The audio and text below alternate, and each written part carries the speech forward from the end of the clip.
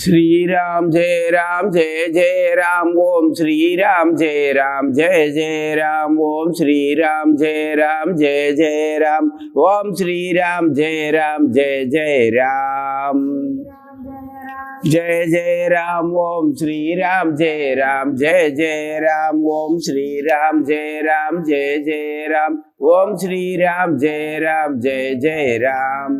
श्री रामचंद्रमूर्ति की जय, श्री आंजनेय स्वामी की जय। वाचा कल्पतर्पचे कृपा सिंधुभ्यो च पतितानां पावनेभ्यो वैष्णवेभ्यो नमो नमः। नमो महावदन्याय कृष्ण प्रेम प्रदायिने कृष्णाय कृष्ण चैतन्य नामने गौरात्विषे नमः। जय श्री कृष्ण चैतन्य प्रभु नित्यानंद श्री अद्वैत गदाधर शिवाचार्य गौर भक्त वृंदा। हरे कृष्ण कृष्ण कृष्ण हरे हरे, हरे राम राम राम हरे हरे। वासुदेव सुदं देवं कंसचाणूरमर्दनं देवकी परमानंदं कृष्णं वंदे जगद्गुरुं। गाद्यायनी महामाये महायोगिनी दीक्षुदी नंदगोप सुदं देवी पदिमदे गुरुदे नमः। ओम नमो भगवते वासुदेवाय। ओम नमो भगवते वासुदेवाय। ओम नमो भगवते वासुदेवाय। ओम अज्ञानतिमिरान्धस्य ज्ञानाञ्जनशलाकया चक्षुरुन्मीलितं येन तस्मै श्री गुरुवे नमः। गाद्यायनी महामाये महायोगिनी अधीश्वरी नंदगोप सुदम देवी पदिमदे गुरुदे नमः। जय गुरुदेव। श्रीमद वाल्मीकि रामायणम सुंदरकांडम। ஆஞ்சநேய சுவாமி மகேந்திர பர்வதத்திலிருந்து பூமியை அழுத்தி வானுயரத்துக்கு கிளம்பி விமானம் போல ஆகாய விமானம் போல கடலை கடந்து போய்கிட்டு இருக்கிறார். மேலேயும் ஆகாயம் நிர்மலமா பளிச்சுன்னு நீல வானம் சுதந்திரமா வெண்மேகங்களுக்கு இடையில மிதந்துகிட்டு இருக்கிறதுக்கு இடையில அந்த நீல வானத்துல வெண்மேகங்களுக்கு இடையில இவர் மறைந்தும் தெரிந்தும் ஒரு ஆகாய கப்பல் போற மாதிரி போயிட்டு இருக்கிறார். அதே மாதிரி பூமியிலையும் அவருடைய நிழல் கடல் அலை மேல ஒரு பெரிய நாவாய் பாய்மர படகு மாதிரி அப்படி போய்கிட்டு இருக்குது. அலைகள் ஆர்ப்பரிக்கிற வெண்ணிற அலைகளுக்கு மத்தியில் அந்த அவருடைய நிழலும் விஸ்தீர்ணமாக பெரிய கப்பல் மாதிரி பார்க்க தெரியுது. அந்த மாதிரி ஒரு அற்புதமான காட்சி.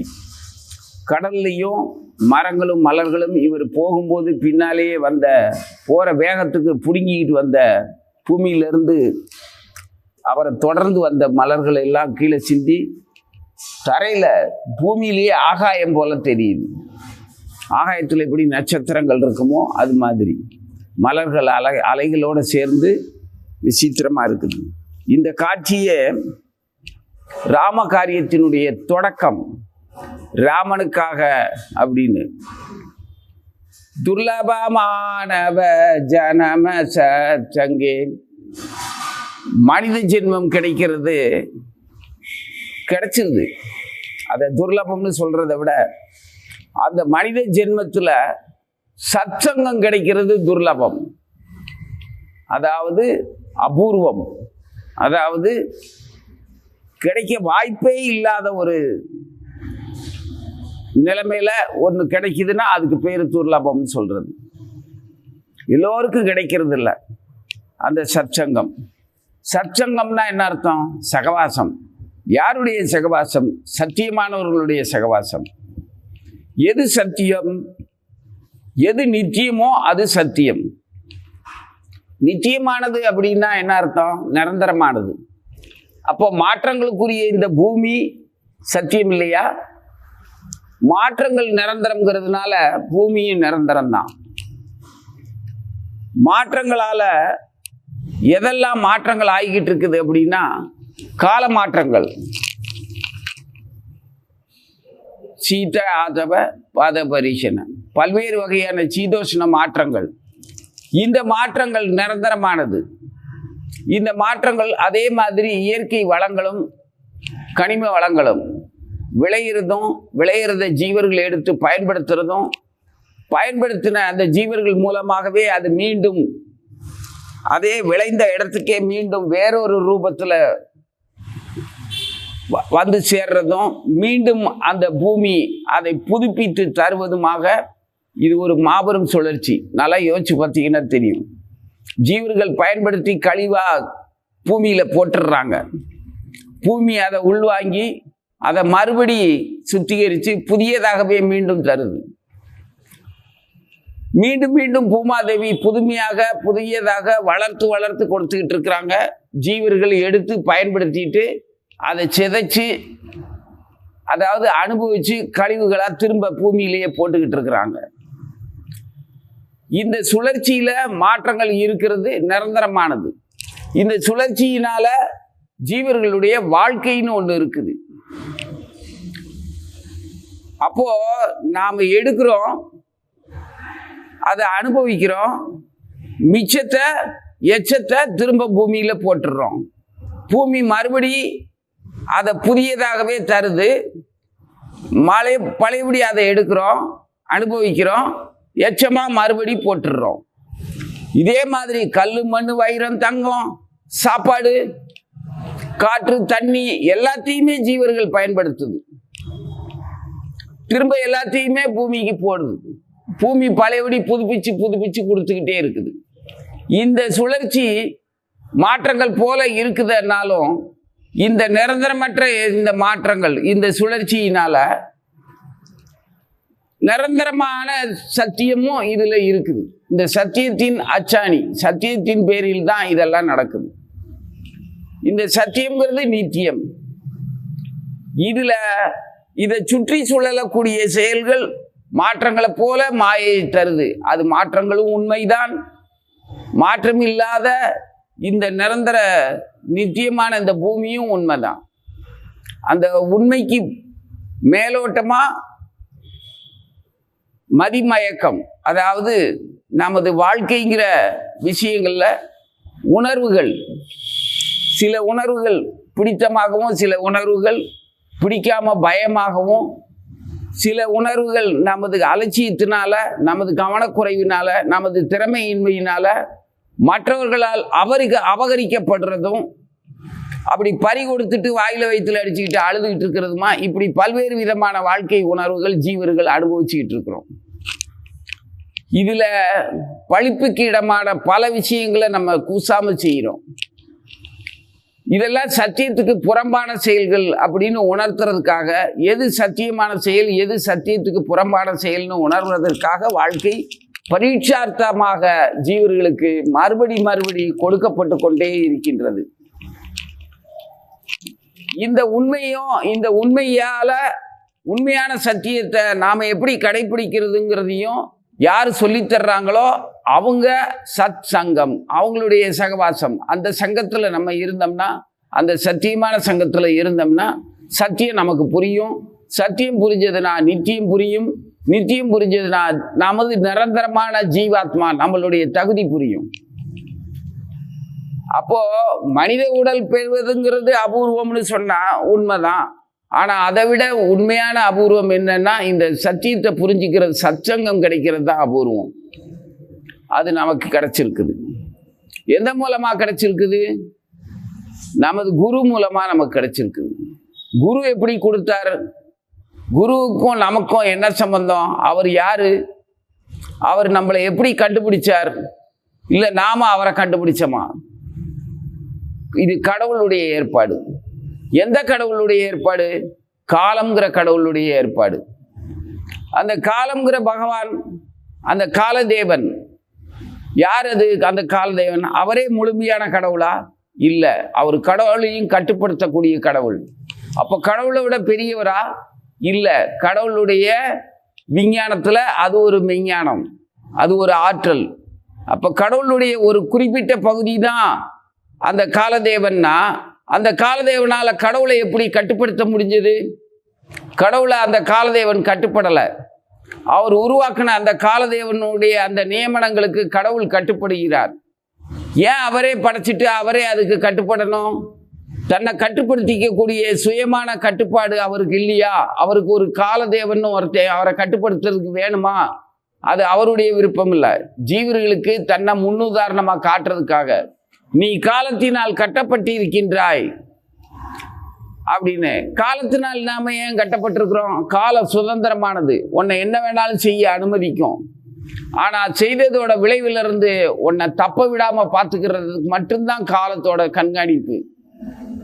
உன்னை செயல்கள்ல இருந்து தடுக்கிறது காலத்தினுடைய வேலை இல்லை. அப்ப இது எந்த வகையான ஒரு கட்டுப்பாடு? இதுதான் சுதந்திரமான கட்டுப்பாடு. நீ அனுபவிக்கலாம் வாழ்க்கையை, இயற்கையை எடுத்து அனுபவிக்கலாம். இயற்கை உன்னை தண்டிக்காது. இயற்கையை நீ துவம்சம் பண்ணேன்னா நீ பண்ண செயல் உன்னை துவம்சம் பண்ணிடும். புலன்களை உன்னை கட்டுப்படுத்தாது.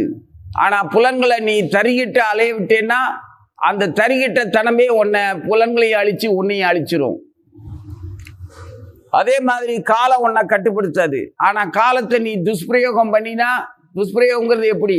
விரயமா, உனக்கும் பயன் இல்லாம யாருக்கும் பயன் இல்லாம மற்றவர்களுடைய நேர்மைக்கும் நிதானமான வாழ்க்கைக்கும் இடைஞ்சலாக காலத்தை நீ பயன்படுத்தினா காலம் உன்னை பார்த்துக்கிட்டு சும்மா இருக்காது, அழிச்சிரும். உன்னை அந்த இடத்துல இருந்து அப்புறப்படுத்திடும். வேறொரு புதிய இடத்துல, புதிய உடல்ல, புதிய சூழ்நிலையில மறுபடியும் உன்னை வாழ வச்சு பார்க்கும். அப்பவாது உன்னுடைய துக்கிரித்தனம் துஷ்டத்தனம் குறையுதான்னு பார்க்கும். குறைஞ்சா போதும். அதுக்கப்புறம் குறைஞ்சதுல என்ன குறைஞ்சது நம்ம கிட்ட அப்படின்னு, எனக்கு என்ன குறை அப்படின்னு ஒருத்தன் அவனை பற்றி சிந்திக்க ஆரம்பிச்ச உடனேயே அவன் நல்லவன ஆகிறதுக்கான முயற்சியில தானா இறங்கிடுவான். ஆனா எனக்கு எந்த குறையும் இல்லைன்னு சொல்றவன் யோசிக்கணும். அவன் நமக்கு குறை இல்லையா? ஏன் குறை இல்லை? அப்படி குறை இல்லைன்னு பாடுறாங்களே, அவங்க எங்க இருந்துகிட்டு குறை இல்லைன்னு பாடுறாங்க? கோவிந்தன் கிட்ட இருந்துகிட்டு குறை இல்லைன்னு பாடுறாங்க. ஏன்னு கேட்டா இந்த குறைவானது எல்லாமே என்னுடையது இல்லை. என்கிட்ட இருக்கிற எந்த குறையும் எனக்கு சொந்தமானது இல்லை. அது என்னுடைய முட்டாள்தனத்தினாலேயும் மூர்க்கத்தனத்தினாலேயும் நானே என்ன இழிவுபடுத்திக்கிட்டதுனால வந்த குறைகள். அது உண்மையிலேயே அது குறைதான். ஆனா அது என்னுடையது இல்லை. நான் இப்போ முட்டாள் இல்லை, மூர்க்கத்தனமானவன் இல்லை, எதையும் அறியாதவன் இல்லை. எல்லாவற்றின் அதிபதி காலதேவனின் அதிபதி யாரு? காலம் எப்படி கடவுளை கட்டுப்படுத்துது? கடவுள் கட்டுப்படுத்துறதுக்காக ஏன் காலத்தை படைச்சு நம்ம ஜீவனுக்கு காவலா வச்சிருக்கிறாரு? அவரும் எப்படி கட்டுப்படணுங்கிறத எப்படி கற்றுக் கொடுக்குறாரு அப்படிங்கிறதெல்லாம் எனக்கு தெரியும் போது எனக்கு எந்த குறையும் இல்லை. இப்ப நான் முழுமையானவன் ஆயிட்டேன், அதனால எனக்கு எந்த குறையும் இல்லை. ஆனா குறைவான இடத்துல தான் இருந்தேன். இதெல்லாம் சற்சங்கத்தினால கிடைச்சது. அதனாலதான் துர்லபமானவ ஜனம சச்சங்கே தாரோகையே பவ சிந்துரே பஜகுரே மன ஸ்ரீநந்த நந்தன அபய சரணராவிந்தரே. அபயம் அபயம் ராமா அபயம் அப்படின்னு விழுந்துடணும். என்னை காப்பாற்று. ஏன்னா ராமாவதாரத்தில் தான் பகவான் சொல்லியிருக்கிறார், ஒரு தடவை என்ன என்கிட்ட சரணடைந்தவன் திரும்ப அவனே மறந்தாலும் கூட அவனை நான் கைவிட மாட்டேன் அப்படிங்கிறத சங்கல்பம் பண்ணியிருக்கிறேன்னு ராமாவதாரத்தில் தான் சொல்லியிருக்கிறார். அதை பிடிச்சிக்கணும் நம்ம. பகவான் எத்தனையோ விதமான அவதாரங்கள் எடுப்பார். அது ஒவ்வொரு தடவையும் ஒவ்வொரு விதமா பல்வேறு வகையான ஜீவர்களுக்கு பல்வேறு வகையா காப்பாற்றணும்னு விரும்புகிறார். இந்த சனாதன தர்மம் சத்தியமான தர்மம், நிரந்தரமானது. இதெல்லாம் ஜீவர்களுக்கு எப்பவுமே துணையா இருக்கிறது. அதே ஜீவர்கள் இந்த தர்மத்தையும் தர்மத்தின் தலைவனான இறைவனையும் எதிர்க்கும் போது, அல்லது இறைவனை தன்னுடைய விருப்பப்படி தன்னுடைய புலன் வசதிக்காக பல்வேறு விதமாக இறைவனை இவனே வடிவமைச்சுக்கும் போது, இறைவன் அப்படிப்பட்டவர் இப்படிப்பட்டவர் அல்லது உருவமே இல்லாதவர், அவர் எங்களுக்கு இதெல்லாம் அனுமதிச்சிருக்கிறாரு அப்படின்னு சொல்லி தன்னுடைய போக்கிரித்தனத்துக்கு முட்டாள்தனத்துக்கெல்லாம் இறைவன் எனக்கு அனுமதி கொடுத்துருக்கிறாரு அப்படின்னு சொல்லி இறைவனை இஷ்டம் போல தன் புலன் மனோபாவத்தின்படி கற்பனை பண்ணிக்கிட்டு அதை வடிவமைச்சுக்கிட்டு அதையே வணங்கிக்கிட்டு இருக்கிறவனுக்கும் கூட இப்படி எத்தனையோ விதமான ஜீவர்கள் இருக்காங்க. அவங்க எல்லாத்தையுமே இது உயர்ந்தது தாழ்ந்ததுன்னெலாம் நம்ம பிரித்து பார்க்க வேண்டியதில்லை. இது எல்லாமே இறைவனுடைய மாயா லீலைகளில் அவருடைய ஜீவர்களுக்கு அவர் காட்டுற கருணையினால் ஏற்படக்கூடிய பல்வேறு பிரிவுகளை தவிர அதை பார்த்து அவன் இறைவனுக்கு எதிரானவன்னு சொல்ல முடியாது. அவன் இறைவனே இல்லை, அவருக்கு உருவமே இல்லைன்னு சொல்கிறவன் கூட பகவானுடைய ஏற்பாட்டின்படி தான் அவன் அந்த புத்தியில் இருக்கிறான். அவனுக்கும் வாழ்க்கையை வழங்கி இருக்கிறார். இதெல்லாம் இறைவன் பக்கத்தில் இருந்து பார்த்தோம்னா தெரியும். மாபெரும் இயக்குனர் அவர். எல்லா கதாபாத்திரங்களையும் அவரே படைக்கின்றார். எல்லா கதாபாத்திரங்களுக்கும் எல்லா ஜீவர்களுக்கும் அவரே தெளிவும் ஞானத்தையும் திருத்தமான வாழ்க்கையும் வழங்குவதற்காக அவங்களுக்கு பயிற்சி தருகிறார். அதுல தீமையான செயல்களுக்கு ஜீவன் தன்னை ஆட்படுத்தி கொள்ளும் போது திருத்த முயற்சி பண்றார். ஆனா திருத்த முடியாதவனுக்கு அவனை உடல்ல இருந்து அப்புறப்படுத்தி மீண்டும் ஒரு வாய்ப்பு நீண்ட உறக்கத்துக்கு பின் மறுபடி தருகிறார். அதான் யுகந்தோறும் வரைகின்றார். ஏன்னா இப்படி கிடப்புல போட்ட அந்த தீயவர்கள் எல்லாம் ஒரு கூட்டமா கிடப்பானுங்க. அவன் இந்த யுகத்துக்கு அவன் லாயக்கு இல்லை, அடுத்த யுகத்துல பார்த்துக்கலாம். மீண்டும் மீண்டும் தோல்வி அடைஞ்சிக்கிட்டே இருக்கிற ஒரு மாணவன் இந்த கல்வி ஆண்டு, இந்த ஆண்டுல அவன் மறுபடி 3வது தடவையாக தோல்வி அடைஞ்சிருக்கிறான். அதே வகுப்புல தான் இருக்க போறான். வயசு என்னவோ கூடிருச்சு. 7வது வகுப்புல ஃபெயில் ஆயிட்டோம். 7வது வகுப்புல நான் என் கூட படிச்சவன் எல்லாம் வெற்றி பெற்று 8வது வகுப்புக்கு போயாச்சு. அந்த வருஷமும் நான் ஃபெயிலு.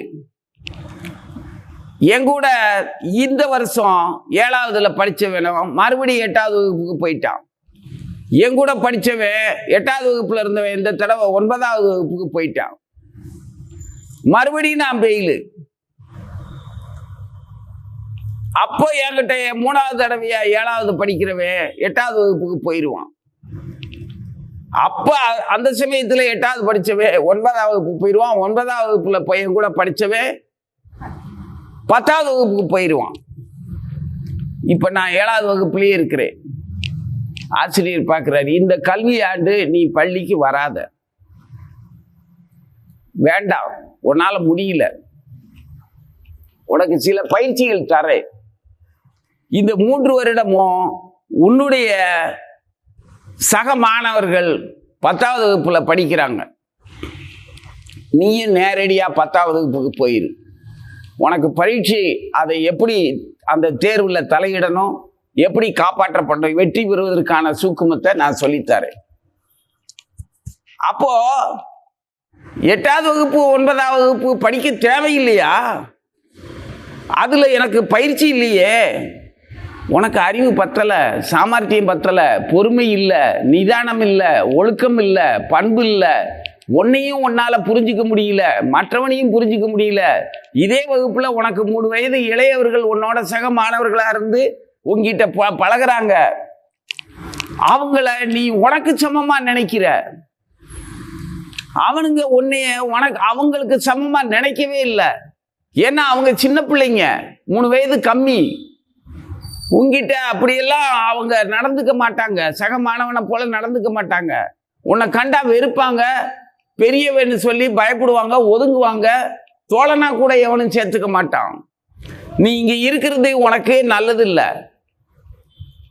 அடுத்து 8, 9ன்னு பயிற்சி பண்ற அளவுக்கு உனக்கு அதுக்கான மன உணர்வோ நிதானமோ இல்லை. அப்போ உடனடியா என்ன 10வதுக்கு உயர்த்துறீங்களே, அப்ப அது எனக்கு ஒரு உடனடியா கிடைக்கக்கூடிய அதிகபட்ச தகுதி இல்லையா, சிறப்பு தகுதி இல்லையா இது அப்படின்னா, இந்த அளவுக்கு உனக்கு யோசிக்க தெரியுதா? நான் யோசிக்கல, மற்றவங்க சொல்றாங்க என்கிட்ட, நேரடியா நீ 10வது போறியா அப்படின்னு சொல்றாங்க. அப்போ இது எனக்கு சிறப்பு தகுதி மாதிரி தெரியுது. அப்படியெல்லாம் கிடையாது. நேரடியா நீ 10ஆம் வகுப்புக்கு போகல. 8, 9 படிச்சு 10வதுக்கு வந்தவங்க தகுதியும் குணமும் தரமும் வேற. நீ படிக்காம 10வது வகுப்பு வெற்றி பெறதுக்கான சூக்குமத்தை நான் உனக்கு சொல்லி 10வது வகுப்புல உன்னை பாஸ் பண்ண வைக்கிறேன், வெற்றி பெற வைக்கிறேன். அதுல சிலர் முக்கியமான சடங்கு, முக்கியமான செய்திகள் இருக்கு. அதை மட்டும் நீ தெரிஞ்சுக்கிட்டேன்னா உன்னை அந்த 10ஆவது வகுப்புக்கு தகுதி உள்ளவனா நான் ஆக்குறேன். இது கடவுளுடைய சிறப்பு. ஏன்னு கேட்டா, உன்னால அந்த சமயத்துல உன்னால முடியாததெல்லாம் உன்னால கைவிட முடியும். உன்னால எதெல்லாம் செய்ய முடியாதோ, விரதம் இருக்க முடியல, தவம் இருக்க முடியல, ஒழுங்கா நிதானமா இருக்க முடியல, மற்றவர்களை புரிஞ்சுக்க முடியல, உன்னை நீயே உன்னுடைய புலன்களையும் அறிவையும் மனசையும் கட்டுப்படுத்த முடியல, அப்படி இருக்கிறதுனால இது முடியாதது எல்லாத்தையுமே விற்று சரணடை. அந்த ஒரு தகுதியை நான் உனக்கு சொல்லித்தரேன். நீ 10ஆம் வகுப்புக்கு சமமானவனை ஆயிடுவ. அதெல்லாம் என்னால் விட முடியாது. அப்ப நீ இந்த தேர்வுக்கோ, இந்த பள்ளிக்கோ, இந்த மனித பிறவிக்கோ தகுதி உள்ளவன் கிடையாது. வேற எந்த ஜந்துவா கூட பிறக்க முடியாது. பூச்சி, புழு, பாம்பு, தேளு, யானை, பூனைன்னு எதுவா கூட உனக்கு உடல் கிடையாது. பிரேதமா ஒரு இடத்துல இரு, அடுத்த யுகத்துல பார்க்கலாம். அப்போவாது உனக்கு அந்த ஓய்வுல, அந்த சும்மா இருக்கிற அந்த காலத்துல ஒரு யுகத்துக்கு அப்புறமாவது உனக்கு ஒரு தகுதி வருதா பார்ப்போம் அப்படின்னு சொல்லி விட்டுருவாரு. அங்க தண்டனையும் கிடையாது, வாழ்வும் கிடையாது, பாவ புண்ணியமும் கிடையாது, உறக்கமும் கிடையாது, ஓய்வும் கிடையாது. எல்லா உணர்வுகளோடையும் தவிப்போடையுமே காத்துட்டு இருக்கணும். அது மாதிரி ஒரு கொடுமையான தண்டனை நரகத்துல கூட கிடையாது.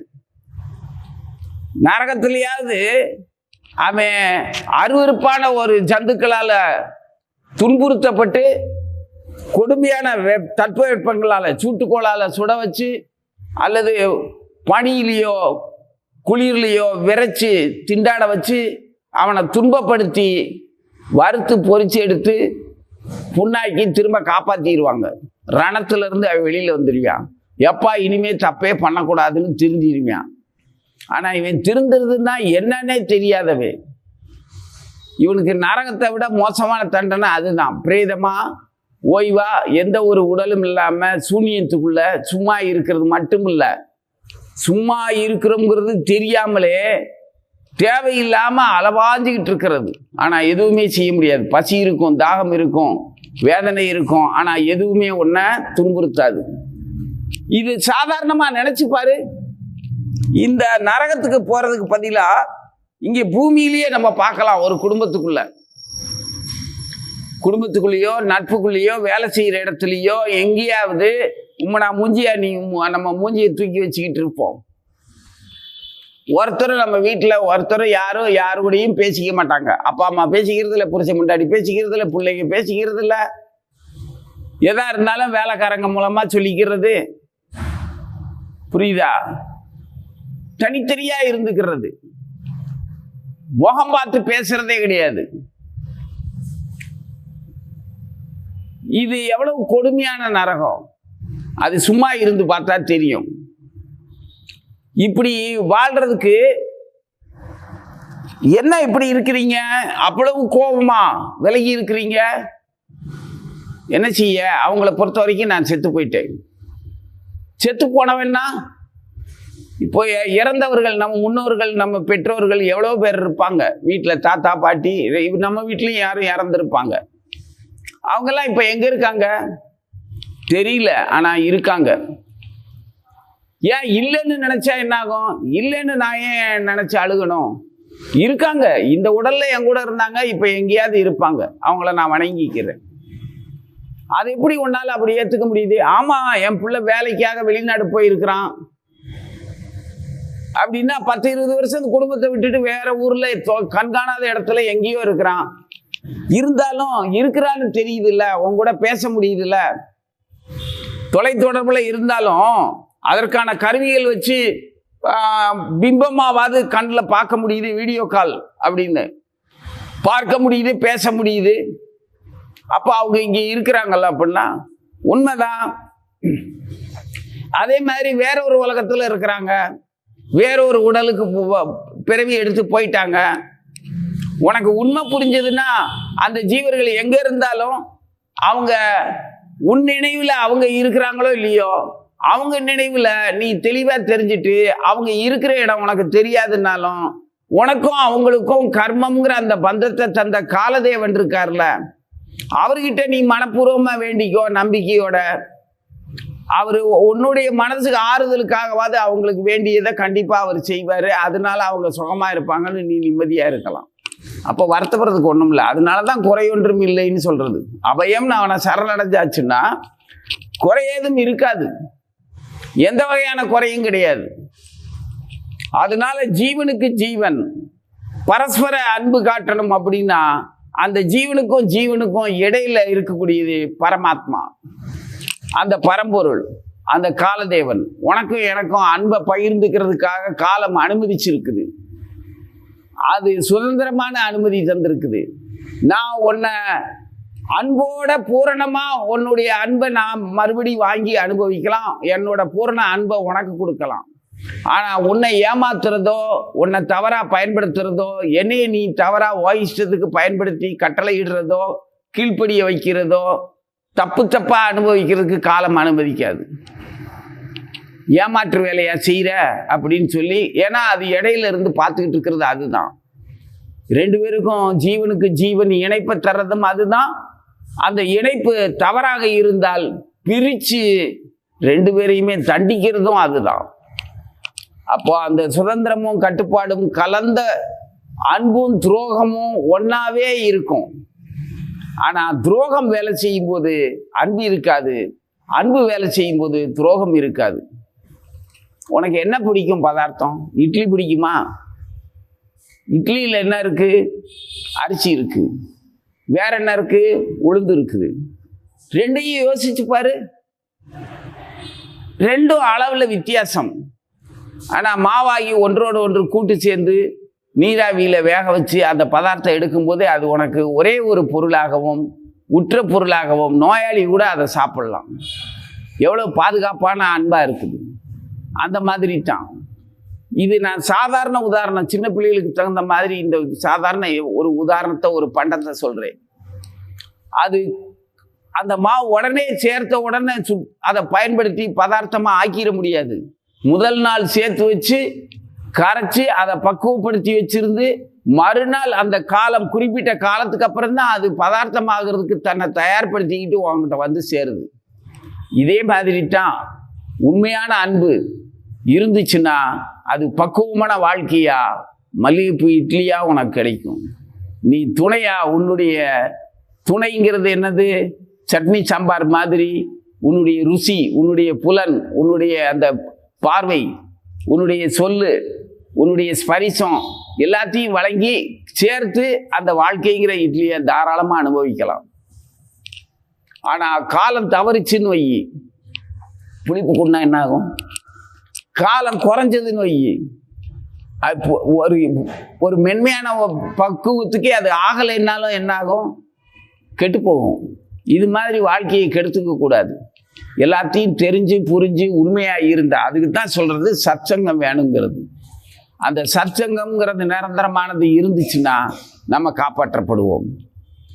இதெல்லாம் ஆஞ்சநேயன் பறந்து போகிறதுல, திரிகூட மலையில் போய் அவர் இறங்கிறதுல, மகேந்திர பர்வத மலையில் குதிச்சு எழும்பினார். அங்கே போய் இறங்க போகிறார். இன்னும் இறங்கலை.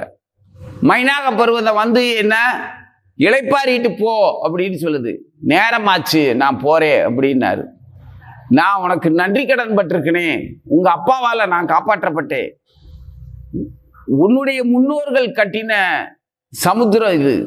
சமுத்திரத்துக்கே பூமியில அவன் 6 குளம் வெட்டுவான், 6க்கு இடையில அணை கட்டுவான், குளம் வெட்டுவான், ஊரணி கட்டுவான், கம்மா வெட்டுவான். ஆனா நம்ம முன்னோர்கள் கடலுக்கே நிலம் கொடுத்துருக்குறாங்க. அப்படி கடலுக்கே நிலம் கொடுத்தவங்க, அவங்களுக்கு கடல் நன்றி சொல்லுது. அந்த கடல் தான் என்ன காப்பாத்துறதுக்கு, அடைக்கலத்துக்கு இடம் கொடுத்தது. வாயு பகவான் தான் என்ன இந்த கடலோட கொண்டு வந்து சேர்த்தவர். அந்த வாயு வந்து உனக்கு அப்பா. இந்த கடல் உன்னுடைய முன்னோர்கள் தந்த இடம்ங்கிறதுனால கடலும் உனக்கு நன்றி சொல்ல சொல்லி எனக்கு அடைக்கலம் கொடுத்த கடலுக்கும் நான் நன்றி சொல்லணும். கடலும் உனக்கு உன்னோட முன்னோர்களுக்காக உனக்கு நன்றி சொல்லணும். நானும் சொந்த கடன்ல உங்க அப்பாவுக்கு நான் நன்றி உள்ளவனா இருக்கணும். எங்களுக்கு இவ்வளவு இருக்குது. நாங்க உன்னை உபசரிக்காம போனா, அதுவும் இந்த நேரத்துல ராம கைங்கரியமா நீ பறந்து போய்கிட்டு இருக்கிற நேரத்துல உனக்கு மரியாதை செய்யாம உபசரிக்காம போனா நாங்க எப்படி எங்க நன்றியை சொல்லுறது? எங்களால நிம்மதியா இருக்க முடியுமா அப்படின்னு காரணத்தெல்லாம் புரிஞ்சுக்கோ அப்படின்னு சொல்லி கெஞ்சுது. நீங்க உண்மையிலேயே உங்களுடைய உபசரிப்பு எல்லாத்தையுமே நான் மனப்பூர்வமா ஏத்துக்கிறேன். நீங்க எனக்கு உட்கார வச்சுட்டு தான் ஆகணும், மாலை போட்டு சாப்பாடு கொடுத்து ஆசுவாசப்படுத்தி இந்த எல்லாத்தையுமே நீங்க செய்யணும்னு ஆசைப்படுறது அத்தனையுமே செய்ததாகவே நான் எடுத்துக்கொள்ளுகின்றேன். நீங்க எனக்கு சகல நன்மையும் செய்துட்டீங்க அப்படின்னு நான் எடுத்துக்கிறேன். என்னை இப்போ போக விட்டேன்னா, இந்த நிமிஷத்துல என்னை தாமதப்படுத்தாம போக விட்டேன்னா, நீ செஞ்ச அத்தனை ராஜ உபசாரங்களையும் உன்னுடைய நன்றியும் நான் எடுத்துக்கிட்டதாகவே நீ தாராளமா நம்பிட்டு நிம்மதியா இருக்கலாம். அதுக்கு ஒரே ஒரு செயல்தான், நீ உபசரிச்சது அத்தனையும் நான் மனப்பூர்வமா ஏத்துக்கிட்டேன்னு நம்பி என்னை நீ இப்படியே விட்டுட்டேன்னா போதும் அப்படிங்கிறாரு. இது எப்பேற்பட்ட பாசம்! நீ எனக்கு சகலமும் செஞ்சிட்ட. இந்த இடத்துல பகவான் ஜீவர்கள்ட்ட வச்ச அந்த பரம்பொருள் ஸ்ரீ கிருஷ்ணர் ராமாவதாரமா இருந்தானே, நரசிம்ம அவதாரமா இருந்தானே, வாமனரா இருந்தானே, ஒவ்வொரு அவதாரத்திலையும் இல்லாத ஒரு மாபெரும் பெரிய அருள் எதுன்னா அது கிருஷ்ணாவதாரத்துல தான். கிருஷ்ணர் தான் சொல்றாரு, மற்ற எந்த அவதாரத்திலையும் சொல்லாத. ராமனா வந்தவே சங்கல்பம் பண்ணின்னுக்கே நீ என்ன சரணடைஞ்சா நான் உன்னை கைவிட மாட்டேன்னு சொல்லி இருக்கிறான். கைவிட மாட்டேதான்.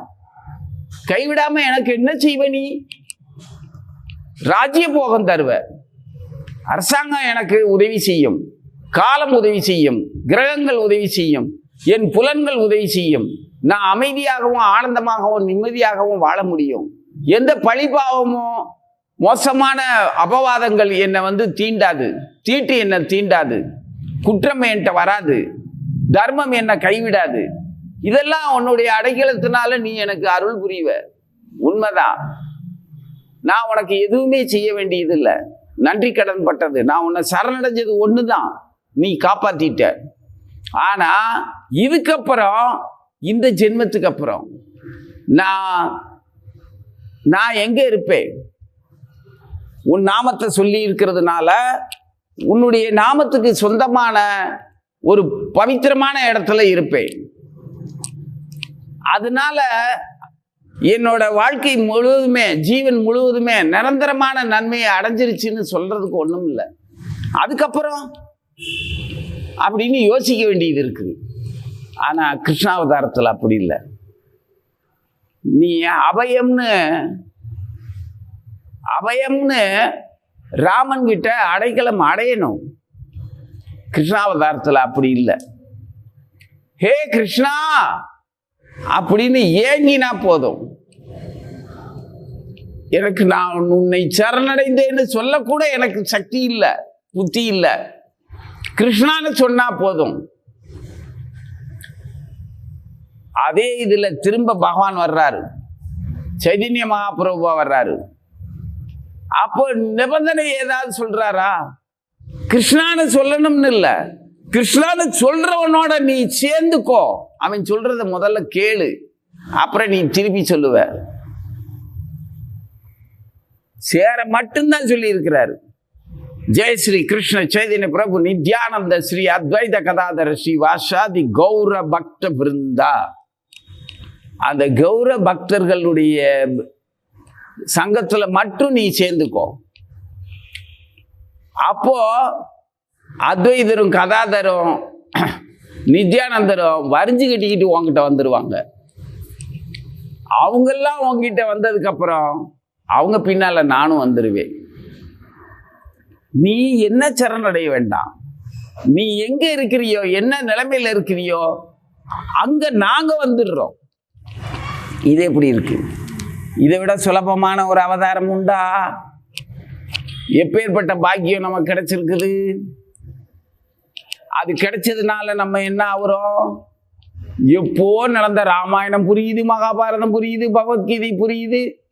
காலங்காலமா இருக்கக்கூடிய ஆச்சாரியனுடைய அன்புக்கு பாத்திரமானவள் ஆகிறோம். நம்ம இவ்வளவு நீண்ட காலத்துல இருந்தே தொடங்கி இருக்கக்கூடிய பகவானுடைய நமது நிரந்தரத்தை நாம புரிஞ்சுக்கிறோம். எப்பவுமே நீ தங்கம்தான். புதுசாவா நீ பக்தனாயிட்ட? இல்ல, உன்னை இந்த நிலைமையில பக்தனை ஆக்குறதுக்காக பகவான் காலங்காலமா எத்தனை கருவிகளையும், எத்தனை தந்திரங்களையும், எத்தனை ஆச்சாரியர்களையும், எத்தனை காலத்தையும் உனக்கு கண்காணிப்பா கொடுத்துருக்கிறார். உங்ககிட்ட சேர்க்க வேண்டியதெல்லாம் சேர்த்து, எடுக்க வேண்டியதெல்லாம் எடுத்து, பக்குவப்படுத்தி, நீ உடன்படாம இருந்தும் கூட தட்டி கொடுத்து, ஐயோ புரியாம இருக்கிறானே அப்படின்னு தட்டி கொடுத்தும் கூட அடக்கி காப்பாற்றி கொண்டு வந்திருக்கிறார். இந்த இடத்துல பக்தனாக்கி இருக்கிறார். அப்போ இப்ப திரும்பி பார்க்கும்போது எனக்கு எவ்வளவு நீண்ட ஆயுள் இருக்கு. என் இறைவன் என் மீது எவ்வளவு காலமா அன்பா இருக்கிறான். எனக்கே அறிவில்லாம இருக்கிற காலத்துல இருந்தே அன்பா இருக்கிறான்.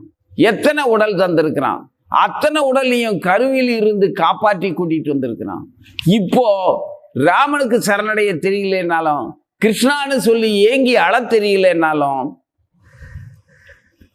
அவனுடைய பக்தர்கள்ட்ட வந்து சேர்ந்து நின்னா போதும், நான் உன்னை பார்த்துக்கிறேன், நானும் எனது பக்தர்களும் அப்படின்னு சொல்லி வந்து பார்க்குறாரு. இதை விட வேற என்ன வேணும்? அது நமக்கு கிடைச்ச பெரும் பாக்கியம். இந்த இடத்துல இருந்து நம்ம திரும்பி பார்க்கும்போது பகவானுடைய பூரண வைபவம் முழுவதும் தெரியுது. மைனாக பருவத்தினுடைய உபசரிப்புல இதுதான். நீ எனக்கு எதுவுமே செய்ய வேண்டாம், ஆனா நீ அத்தனை உபச்சாரங்களும் பண்ணினதாக, நன்றி கடன் தீர்த்ததாக நான் உன்னை ஆசீர்வதிக்கிறேன், உன்னை வணங்குறேன், உன்னை ஆசீர்வதிக்கிறேன். வணங்குறது எதுக்கு? என்ன நீ இதை புரிஞ்சுக்கிட்டு நீ அனுமதிக்கிறதுக்கு நான் உன்னை வணங்குறேன். இவ்வளோ பெரிய புத்திசாலித்தனம் உனக்கு இருக்குதுன்னா அப்ப நான் வணங்கத்தானே வேணும். நான் உனக்கு தலை வணங்குறேன், என்ன நீ இப்ப அனுமதிச்சுட்டேன்னா. அதே சமயத்துல உன்னை ஆசீர்வதிக்கிறேன். எதுக்கு? நீ எனக்கு நன்றி கடன் பட்டதை தீர்க்கிற பத்தியா? இதே நன்றி என்னைக்கும் நிரந்தரமா நன்றி உள்ளவனாகவே நீ சிரஞ்சீவியா தீர்க்கமா வாழ்வாயாக அப்படின்னு நான் ஆசீர்வதிக்கிறேன். உங்ககிட்ட இருக்கக்கூடிய நன்றி அப்படியே பெருகட்டும், இதே பக்தி அப்படியே பெருகட்டும் அப்படின்னு ஆசீர்வதிக்கிறேன். என்னை நீ இப்போ அனுபவிக்கிறதுக்கு என்னுடைய அன்பையும் முன்னோர்கள் அன்பையும் புரிஞ்சுக்கிட்டு செய்தது எல்லாமே இந்த செய்யாம இருக்கிறதுக்குள்ள அடக்கம்ங்கிறத தெரிஞ்சுக்கிட்ட அதி புத்திசாலித்தனத்துக்கு நான் தலை வணங்குறேன் அப்படின்னு வணங்குறாரு, ஆசீர்வதிக்கிறாரு, அனுப்பி வச்சிருந்தார். மைனாக பருவத்தை கடந்து வர்ற வேகத்துல சும்மா இருக்கிறாங்களா இந்த தேவர்கள்? அடுத்த கட்டம், இந்த தேவர்களால் சும்மாவே இருக்க முடியாது. நிஜமாவே இவன் பக்தன் ஆயிடுவானா? பாப்போமா? பக்கத்தில் பிரியாணி வாசனை வருது. இன்னைக்கு விரதம்னு சொல்லி நம்ம மடத்தில் சோறு போட மாட்டேங்காங்க, பழத்தை சாப்பிடுங்கிறாங்க. மத்தியானத்துக்கு மேலே தான் பிரசாதம்ங்காங்க. பக்கத்தில் இருந்து பெரிய ரெஸ்டாரண்ட் வச்சுருக்குறாங்க. இஸ்கானுக்கு அடுத்த சுவத்தில் அந்த ரெஸ்டாரண்ட் இருக்குது. அங்கே தோசைக்கல்லில் கொத்து புரோட்டா போடுறது டன்னு தட்டுறான், சத்தம் கேட்குது, வாசனை வருது, மூக்க தொலைக்குது. இதுக்கு முன்னால் தின்னு பழகின அந்த நாக்கு அதனுடைய ஸ்பரிசத்தை உள்ளத்தில் பதிய வச்சிருந்து அதை வேற தூண்டி விடுது. எப்படி இருக்கு? உள்ளத்தால் நாசமாக போயிட்டோமா, சோரம் போயிட்டோமா, மனசால போயிட்டோமா, புலன்களால் போயிட்டோமா, ஐயோ கடவுளே காப்பாற்றேன் அப்படிங்கிறமா. இந்த தேவர்கள் பண்ற வேலை இதுதான். நிஜமாவே இவன் பக்தன் ஆயிடுவானா? யோ சும்மா ஏரியா, நீ வேற. நானே தட்டுத்தடு மாதிரி கயிற்று மேல நடக்கிற மாதிரி அந்தரத்தில் தொங்கிக்கிட்டு கிருஷ்ண பக்தியை கடந்து கிருஷ்ண பக்திங்கிற அந்த மலைக்கு போயிடுவோம்னு ஆஞ்சநேயன் வாழை பிடிச்சிக்கிட்டு தொடர்ந்து போய்கிட்டு இருக்கேன். நீ இப்போ போய் என்னத்தையாவது செஞ்சு தொலைக்காத. இல்லை, நீ ஆஞ்சநேயனை பிடிச்சிருக்கேல்ல, உன் பலம் எதுங்கிறத பார்த்துருவோம். நான் கஷ்டப்பட்டு அடக்கிக்கிட்டு இருக்கிறேன். பக்திக்கு போறவே கஷ்டப்பட்டெல்லாம் புலன்களை அடக்கக்கூடாது. எல்லா புலன்களுடைய உண்மையும் தெரிஞ்சு அது உன் கவனத்திலேயே படாத அளவுக்கு நீ ஆகணும். அப்பதான்டா பாஸ் பண்ணுவ, வெற்றி பெறுவ. அடக்கிக்கிட்டு இருந்தேன்னா அதனால உனக்கு என்ன பிரயோஜனம்? அது எப்ப வேணாலும் உனக்கு ஆபத்து தான். ஏன் அடக்கணும்? அப்ப என்ன செய்ய? அனுபவிச்சிடணுமா? அனுபவிக்க கூடாது. அடக்கவும் கூடாது.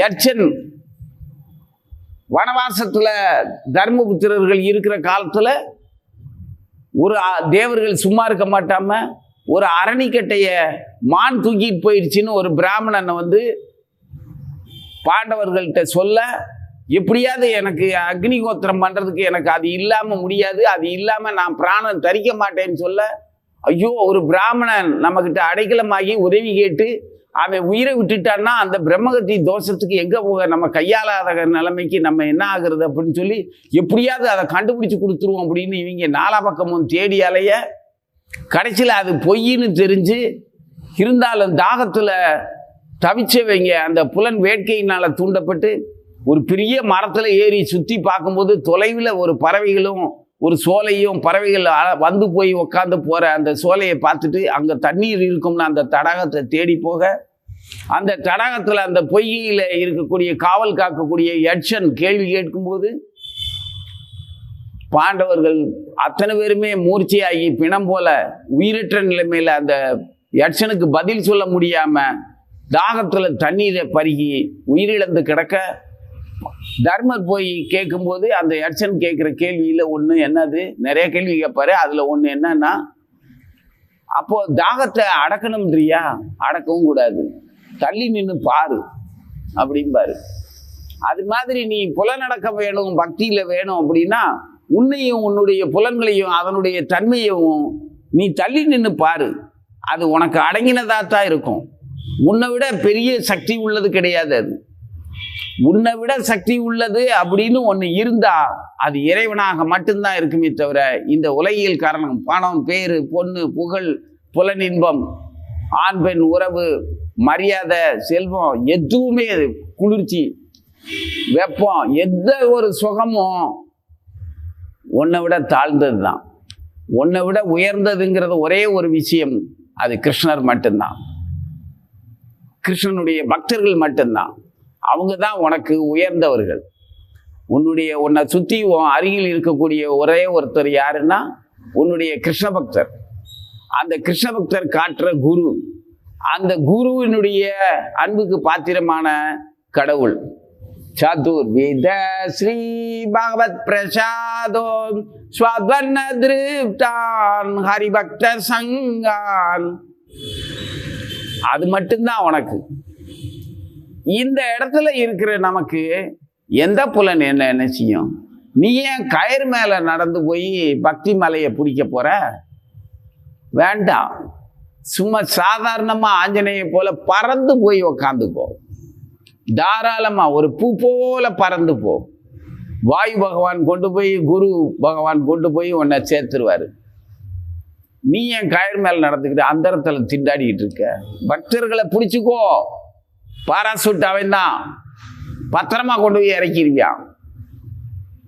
வேற என்ன வேணும்? ஹரி கிருஷ்ணா ஹரி கிருஷ்ண கிருஷ்ண கிருஷ்ண ஹரி ஹரே, ஹரி ராம ராம ராம ஹரி ஹரே. அந்த கயிறை பிடிச்சிக்கோ.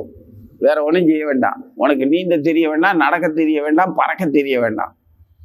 பக்தனுடைய சரணத்தை பிடிச்சிக்கோ, கூட்டிகிட்டு போயிருவியான். அது முதல்ல பக்தனான்னு பார்த்துக்கணும். அதுதான் கலியுகத்தில் உள்ள கஷ்டமே, கண்டுபிடிச்சிக்கணும். இருந்தாலும் பக்தன்னு நம்பிதான் உனக்காகவாது என்னைய பக்தனை ஆக்கிடுவார் பகவான், இல்லையா? அந்த மாதிரி. அப்போ அடுத்து தேவர்கள் சும்மா இருக்க மாட்டாம நாகதேவதையை அனுப்பி ஒரு பெரிய கடலுக்கு நடுவில் மீண்டும் ஒரு பெரிய மலை குகை மாதிரி ஒரு வாயை பொளந்துக்கிட்டு அது சொல்லுது, ஹே, நான் மிகவும் பசியோடு நீண்ட நாள் காத்திருக்கின்றேன், பட்டினியும் பசியுமா இருக்கிறேன். நீ எனக்கு ஆகாரமாக வேண்டியது உன்னுடைய கடமை. இது நான் அதுக்காகவே வாயை திறந்துக்கிட்டு காத்துக்கிட்டு இருக்கிறேன் அப்படிங்கிறாங்க. இது ஐயா பசிக்குது, நீயே கோயிலுக்கு போகிறதுக்கு பஸ்ஸுக்கும் காசு இல்லை, சாப்பிட்றதுக்கும் காசு இல்லை, பகவானுக்கு ஒரு பூவோ வாங்குறதுக்கு கூட காசு இல்லை, பட்டினியாக தான் போகிற, அங்கே தட்டில் போடுறதுக்கும் காசு இல்லை. இருந்தாலும் அங்கே போன உடனே நுழைவு கட்டணம்னு ஒன்று வச்சிருக்கிறாங்க அந்த தேவஸ்தானத்தில். அதுக்கு மட்டும் 5 ரூபா கையில் வச்சிருக்கிற. அப்போ வழியில வயிற்றுல அடிச்சுக்கிட்டு கையில ஒரு பச்சை புளியும் பங்கரையா பிடிச்சிக்கிட்டு ஒரு பரட்டை தலையோட ஒருத்தி வந்து, ஐயா பசிக்குது, சாப்பிட்டு 2 நாள் ஆச்சு, என் பிள்ளையும் பட்னியா கிடக்குதுன்னு ஒன்று அழுகுறாங்க. 5 ரூபா டிக்கெட் எடுத்தாதான் பகவான் கிட்ட போய் பார்க்க முடியும். தட்டில் காணிக்க போட முடியாது. பூவோ பழமோ எதுவுமே வாங்கிட்டு போகலை. நானும் சாப்பிடல. பஸ்ஸுக்கும் வாகனத்துக்கும் காசு இல்லை. நான் நடந்து தான் போய்கிட்டு இருக்கேன். சீக்கிரம் போகணும்னு வேற அவசரம். குறிப்பிட்ட நேரத்துக்குள்ள நலசாத்திரக்குள்ள போய் சேரணும்னு அவசரம். இன்னைக்கு விரதம் வேற, சஷ்டி. நான் முருகனை பார்த்தே ஆகணும், பக்கத்தில் போகணும். கோவில் நிர்வாக அமைப்பில் கோவில் பராமரிப்புக்காக ஏதோ ஒரு பெரிய அதிகாரி, அது ஏதோ ஒரு வகையில் அவங்க கட்டணம் போட்டிருக்காங்க, அதை மறுக்க முடியாது. அப்படின்னு இருக்கும்போது பசிக்குதுன்னு சொல்லி இப்படி ஒருத்தங்க இருக்கும்போது அந்த 5 ரூபாயை அவங்களுக்கு போடுவியா, கொண்டு போவியா? இப்போ உன் மனசு எப்படி என்ன பாடுபடும்? இளக்காரமாக நினைப்பியா அவங்கள? ஏப்பா உனக்கெல்லாம் போட்டுக்கிட்டு இருக்க முடியுமா அப்படின்பியா? இவங்க வேற கோயிலில் 5 ரூபா டிக்கெட்டு வேற வச்சு தொலைச்சிருக்காங்க. அவ்வளோ பெரிய கோயிலில் இந்த 5 ரூபா வசூல் பண்ணி என்னதான் செய்கிறாங்களோ அப்படின்னு கோவிலை படிப்பியா? இல்லை நம்ம தரித்திர நிலைமையில் இந்த இதுக்கு கூட வழி இல்லாமல் நம்ம இப்படி இருக்கமேன்னு இருப்பியா? இல்லை பெரிய ஞானியாகி எங்கிருந்து வழங்கினால் என்ன, இந்த ஏழைக்கு உதவினால் இறைவன் மகிழ்ச்சி அடைவன் அப்படின்னு ஞானி ஆகிருவியா? என்ன ஆவ? எப்படி நடந்துக்குவ? இங்க ஆஞ்சநேயர் சொல்லித்தராரு, நான் பசியோட இருக்கிறேன், என் வாய்க்குள்ள போயிட்டு வாங்குறாரு. இவர் என்ன செய்யறாரு? வாயை விட பெருசாகிறாரு. எங்க இன்னும் கொஞ்சம் வாயத்தர அப்படிங்கிறாரு. அவ இன்னும் கொஞ்சம் வாயத்திறக்கா, அதை விட பெருசாகிறாரு. இன்னும் கொஞ்சம் வாயத்தர, அவளும் அதே மாதிரி வாயத்திறக்கா, அதை விட பெருசாகிறாரு. இவ்வளவோ பெரிய வாயாயிருச்சு. நீ என்ன சொன்னா? வாய்க்குள்ள போயிட்டு வெளியில வர்ற, வாய்க்குள்ள போகணும், அவ்வளவுதானே. படக்குன்னு அந்த வாய் அவ்வளோ பெரிய வாயை விட சின்னதா அது ஒரு குட்டி உருவமா இத்திருண்டு ஆயிட்டாரு. விருன்னு தொண்டைக்குள்ள போனார், வாய்க்குள்ள ஒரு ரவுண்ட் அடிச்சுட்டு வெளியில ஓடி வந்துட்டாரு. இப்ப நான் உள்ள வந்தேன்ல, நீ உனக்கு திறமை இருந்தா லவக்கரு மூடி சாப்பிட்டுக்கணும்ல. நீ சாப்பிடாம விட்டேன்னா அதுக்கு நான் என்ன செய்ய? உன் வாய்க்குள்ள வர சொன்னா வந்துட்டு போயிட்டே வெளியில ஓடி வந்துட்டாரு. அது லவக்குன்னு வாயை முடிச்சு, வாய் வெறும் வாய். எப்ப இவன் வெளியே போனா? உள்ள வந்ததை பார்த்தேன், வெளியே எப்போ போனா தெரியல. இந்த சாமர்த்தியம். அப்ப நான் இதே மாதிரி பிச்சைக்காரிக்கு போடவா வேண்டாமா? என்ன செய்ய சொல்ற? இல்ல எங்கிருந்தாலும் என் முருகன் பார்த்து கொண்டு இருக்கிறான்னு ஏழைக்கு உதவவா? இல்ல கோயிலை பழிச்சு சொல்லவா? இப்படி ஒரு தரத்துல என்கிட்டயா வந்து கேட்கணும்? அந்த அவங்கிட்ட போய் கேட்க வேண்டியதானே. ஏன்தா என்கிட்ட போய் கேட்க? காசு இருக்கிறவனை பார்த்து கேளுத்தா, நானே 5 ரூபா தான் வச்சிருக்கேன் அப்படின்னு சொல்லுவியா? என்ன சொல்லுவ? என்னை பொறுத்த வரைக்கும் நான் புத்திசாலியா சொன்னா சொல்லலையான்னு தெரியாது. தட்டு நிறைய காசு வச்சிருக்க, என்கிட்ட காசு இல்லை, உன்கிட்ட இருக்கிறத எடுத்துருவே, ஓடி போயிரு, இப்படி நான் சொல்லியிருக்கேன். இது கெட்டிக்காரத்தனம் இல்லையான்னு தெரியாது எனக்கு. ஆனால் இறக்கப்படலை, கவலைப்படலை, பயப்படலை, அவளை இலக்காரமாக நினைக்கல.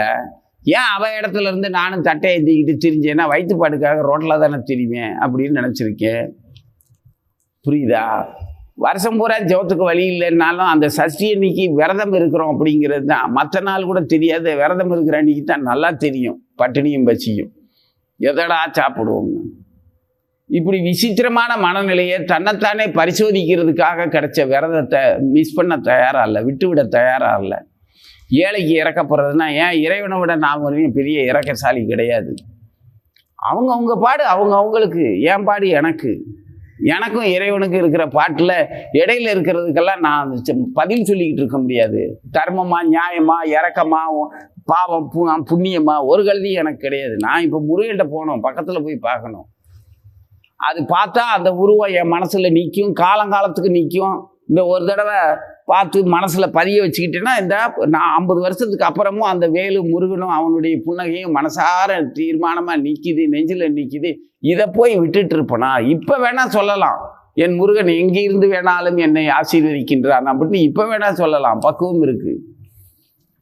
அப்போ எனக்கு அந்த ரூபம் வேணும், அவனுடைய புன்னகை வேணும், அவனுடைய அருகாமை வேணும், அவனை கண்ணார நான் பார்க்கணும், கண்குளிர காணணும், மனசில் இருத்திக்கணும். இந்த ஜென்மத்துக்கு இது போதும், சரி ஓகே. அப்படின்னு இருக்கிறது. அது சில செயல்கள் நம்ம மனதார தீர்மானிச்சுட்டு நம்மளை நாமளே ஏமாத்திக்க கூடாது.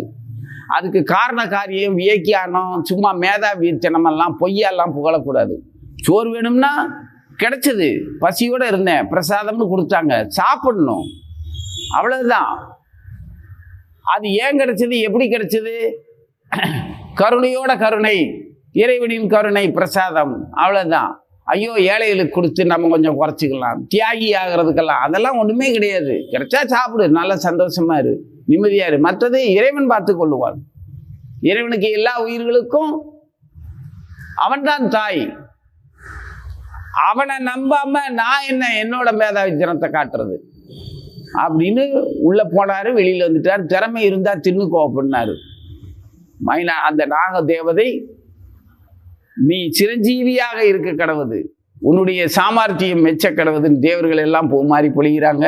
ஆஞ்சநேயனை ஆசீர்வதிக்கிறாங்க. இப்போ ஏடா போய்கிட்டு இருக்கும்போது இப்படி வேற பரீட்சை வேற நடத்துவீங்களா, இரு உங்கள்கிட்ட பேசுறதுக்கு நேரம் இல்லை அப்படின்ட்டு ஒரு வாட்டுக்கு பறந்து போயிடுறாரு. ஓம் நமோ பகவதே வாசுதேவாய. ஓம் அஜ்ஞானதிமிராந்தஸ்ய ஞானாஞ்சனசலாகயா சக்ஷுரோன்மீலிதமேன தஸ்மை ஸ்ரீ குருவே நமக. ஜெய ஆஞ்சநேய சுவாமினே நமக.